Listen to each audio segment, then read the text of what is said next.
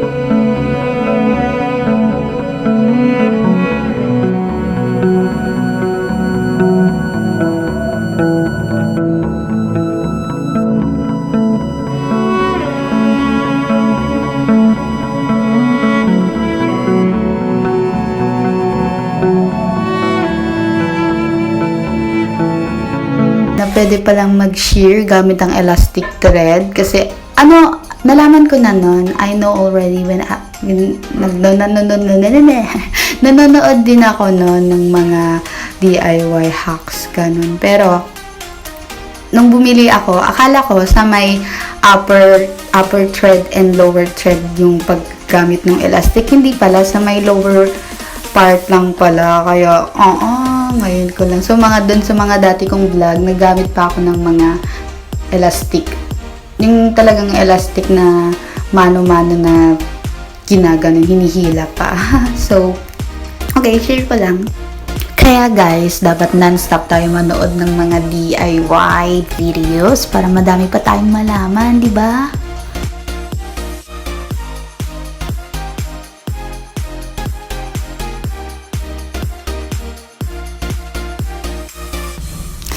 So, for the last step of the top, we're now going to put the buttons and the button hole by sewing it hand manually. Okay. So, ganun lalagyan natin siya ng button hole para tingnan niyo kung magkakasya yung botonas yun. And then after pag nagkasya na, ay atin nang itatahiin ng mano-mano, ganyan. Wala kasi tayong button hole ng wait lang, maingay yung mga aso.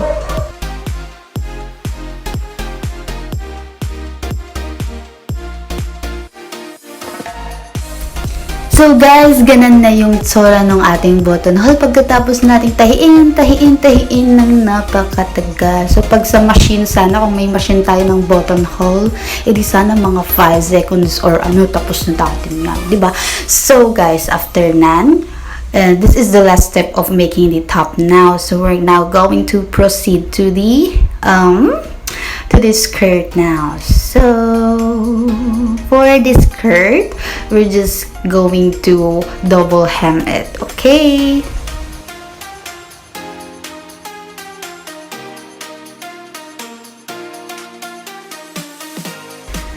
So this will be the last step on sewing and transforming the long skirt, okay?